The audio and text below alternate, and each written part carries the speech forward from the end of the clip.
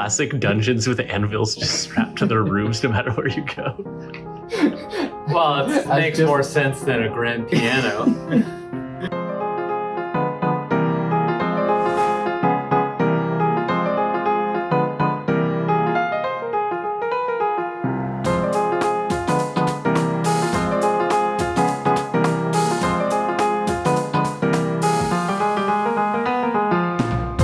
Welcome back. If this is your first time here, we've been working on a project for the last 2 weeks called Par for the Dungeon. For the past 3 years, we've been working under a strict NDA where we couldn't talk at all what we were working on. So this devlog series is meant to capture everything we've been up to and everything that we're working on going forward. Thanks so much for everybody that's taken the time to comment on the videos, subscribe, like. It's been so lovely seeing everyone's positive comments. We read all of them, so thank you so much.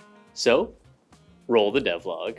So basically, all the level progression and structure stuff looked great. Like I don't really have much to add there, except for just thinking that like maybe content might be king, and we might want to like have lots of holes per course or lots of courses per world or like something. And just thinking about like the like overworld map structure. Ben had that like Super Mario style, and we could do like a Candy Crush or like a 3-dot sort of direction where it's like doing tons of levels and it's just, it feels almost endless. Yeah, because I was worried about how many different biomes you guys had down for a particular world. And then Shay had put down in the doc that like MVP is one world, but like I wouldn't really call that an MVP. I think we would need multiple worlds to really have like something that we would say this is the minimum that Par for the Dungeon could be. But that's all stuff that I think we'll figure out. This is new enemy type? Yeah, this is the frog. So we're making it so he can like open and close his mouth right now, like Non-thanks. nom on the ball guy. Yeah, so I'm just working on giving him the interior of the mouth. Nice. Is the ball guy just gonna like hang out in him for a little while, or do we know what happens to ball guy inside the mouth? I don't know if he's gonna fit inside. Like I think it's just gonna be like the animation, like The chomp, let's turn him off. Yeah, it'd be really cool to like have like really like a lot of like squash and stretch with like the animation, to really sell the chomp. But yeah, he's really cute too. I think you're gonna see him from like this angle more so too. Just need to get him rigged immediately. Yeah, it's going sweet.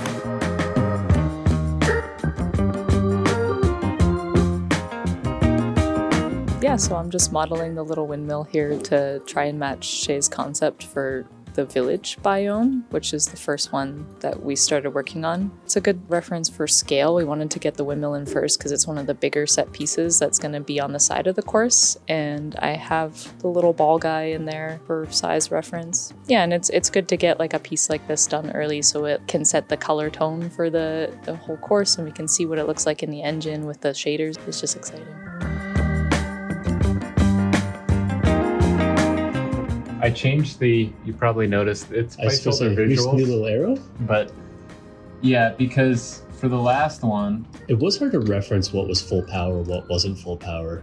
yeah, So it actually makes a lot of sense to have that clear indication. the other issue, I gave like a lot more arrows that would grow out, but the problem with this is it didn't directly show, like if I pulled it back this way, you don't actually go this far. It shouldn't be perfectly representative. Just at least when you know what max power is, and then you get a sense of what that Exactly. is. That's why I like this better, because what I want to show is like what's max power, what's min power. I don't want to show you exactly where you're going to go because that would be too easy. Yeah. But by showing like more arrows going out in the old one, it was almost like I wasn't just giving you bad information, I was giving you like wrong information, because players just assumed like, oh, it goes out this far, I'm gonna be able to go that far, but they don't. Yeah, I give you just much more clear information this way, where it's just like, Yeah. you're at max, you're at 0, and then it's up to you to get better at the game to know like, oh yeah, like half power like puts me that Also far, way more you know? powerful. Gave Yeah, that boy I some new haven't tuned boots. that. I haven't tuned that yet. Like right now, you kind of you go pretty You go pretty. The first item unlocked boots of speed. Yeah. So yeah, I'm gonna nerf it a little bit because it's pretty touchy right now, which isn't exciting for a devlog because mostly it's exactly the same, but underneath it's much She's nicer. brand new. I promise.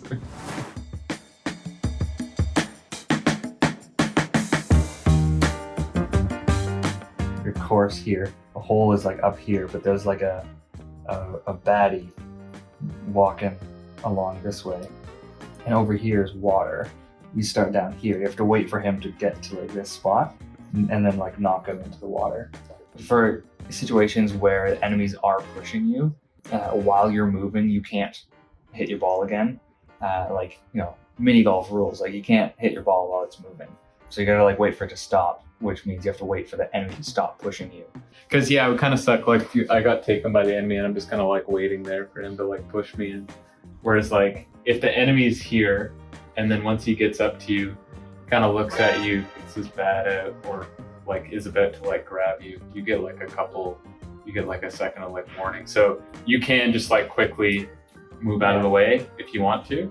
If the hole's here, Yeah. then you could put yourself here, get swatted over to the hole.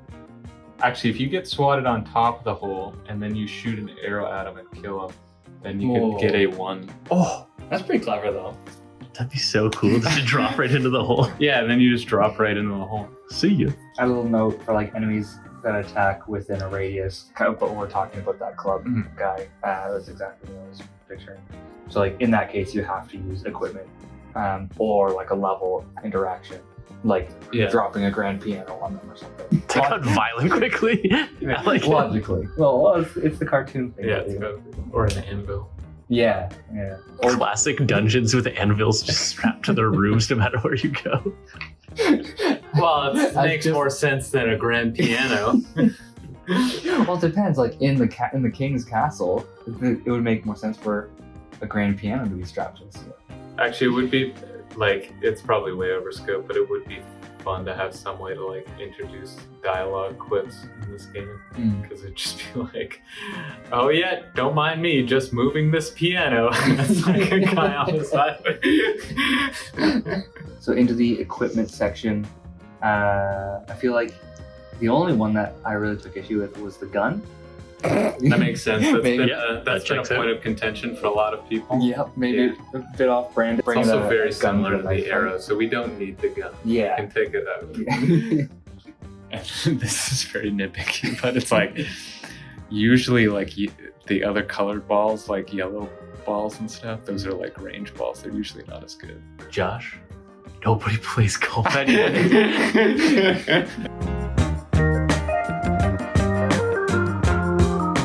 Blocking out ideas and various dark fun. It's just, They're all important. Stuff out. What animation are you working on right now? It's called a bum jump. A bum jump. That's what we call it. But it's kind of like a jump where he jumps on his bum. It's a bum jump. Yeah. What else do you want? Rig's a little simpler than the last projects we've worked on. Just a bit, Yeah. yeah. It's a ball. It's nothing. There's no like head or anything, so it's fun. Getting to make wonders with just a simple ball.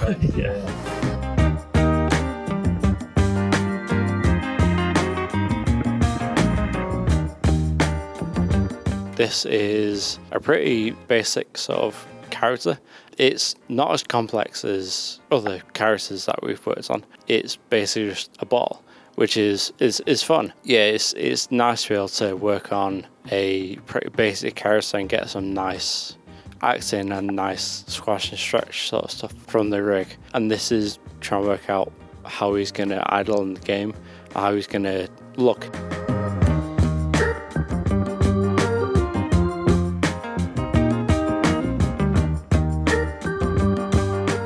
Would feel a little cool though if like you start outside in the village and like you progress like deeper in the dungeon. That makes sense to me. Like having the village or like the above ground being the first few levels.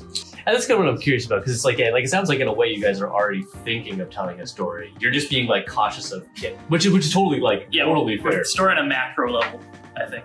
macro being like, these 5 levels are this theme. The next 5 levels progress from that theme to this theme. There is like a soft story where like you are a guy going on an adventure, so you start in your like generic RPG village. Wherever you go next can be like continuing to go down. I think going down is very limiting because the way we had framed it in the design document was just that like you have holes and those holes make a course. Yeah, so a village course or something. Exactly. And then like those courses make like a world. And I'm also thinking most players won't blink if we just have an overworld and like there's a hard line cut off. Like it's yellow on one side, it's like flaming red on the other. It's like, yeah, I'm in the back.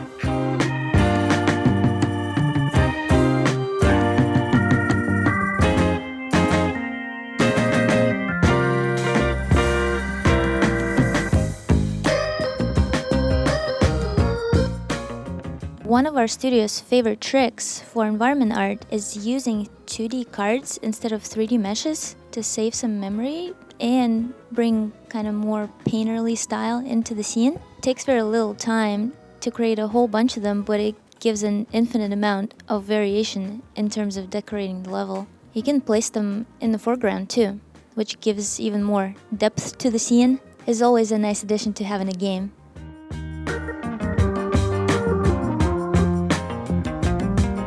Made 2 3D trees. I have some 2D here that imitate the foreground. Yeah, those cards look so good. They add so much depth to the scene.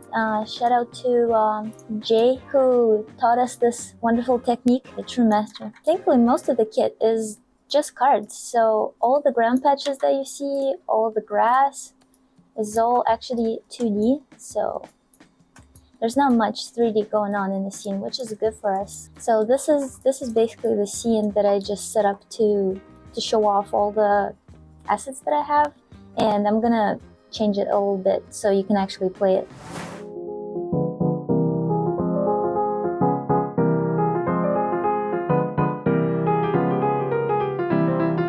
Hey everyone. Throughout the week, there's always a lot of fun and fantastic work that gets made and goes unseen. Even being a small team, it's hard to capture everything each week. So here are some fun sketches and process work from this week. Thanks as always for watching. We appreciate all the kind comments people have been leaving. Catch you in the next one.